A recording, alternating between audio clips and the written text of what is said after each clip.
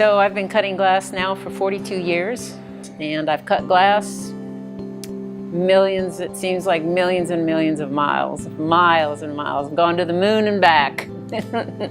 I think the reason that I like the lamps so much and why I feel that I will be doing that for the rest of my life is that it is something that I do. I don't have any, there isn't somebody telling me what color to use, there isn't somebody telling me what the design has to be. I'm just dealing with agates and glass. When I pick the agates, it's for a specific reason, for a specific lamp. When I pick the glass for that lamp, it's for those agates, and only those agates for only that lamp.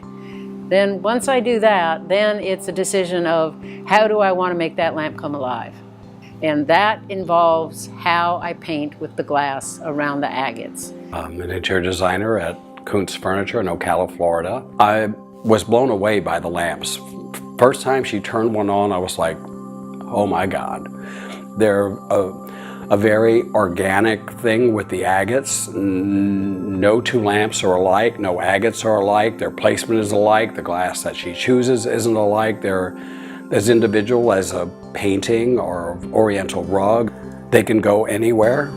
I don't care the style of architecture, I don't care if it's modern, I don't care if it's a little Victorian house, whatever it is, there's a place for a lamp like this. You know, I tell people, you know, 100 years from now, somebody's going to walk into the roadshow with one of Joann's lamps and they're going to freak out and going, oh my God, that's a Jantic lamp. It's got the signature, it's got the right base, it's all the right details. I know this is a real one. Oh my God, I was so happy to see this. Because they are so well made and so structurally sound, they're going to last that long. I will go into a piece of middle of the glass and I want it to hug an agate a certain way. I want it to come around an agate as if it's embracing it. Or I want it to be like a rainfall over the agates. Or the agate is insignificant to that piece of glass. And that piece of glass next to that agate is more important than the agate, but the combination of the two is what's really striking. The appeal of this lamp is that quick. You either get it or you don't. You know, for instance, like on my own lamp, there is a small skinny piece of glass, you know, less than 1/4 of an inch thick, and it goes maybe 12 inches. You know how hard it is to cut a piece of glass that skinny, polish it, wrap it in copper, and solder it without breaking it? With the lamps, they're special to me because I'll never do that again. That lamp the vision I saw in that lamp, I'll never see again. It's gone.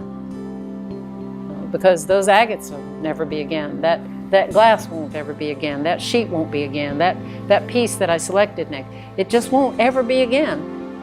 I think it's their earthiness, that organic rock, the glass. I mean, she carefully buys the agates.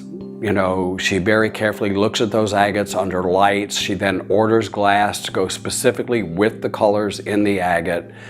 Every side of the lamp is a different pattern and arrangement of those agates. So no two lamps are ever alike. The agates aren't alike, and it's just a very earthy, warm thing that I think people just respond to and want. I've tried to do the lamps so that they are becoming with and without light. So the darker lamps, the lamps that I do in the darker naturals are very hard to do that with. Again, it's the light for me.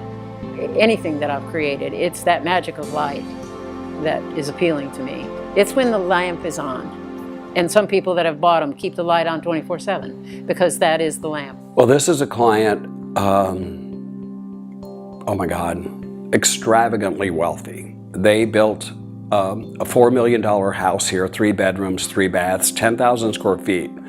He has a study in this house that is rich, dark paneling with huge expanses of windows overlooking rolling hills with majestic oak trees. And I said, no artwork can compete with the views out of his windows. Nothing I hang on the walls is going to be as pretty as the views out of his windows. I didn't even take them to Joann's studio.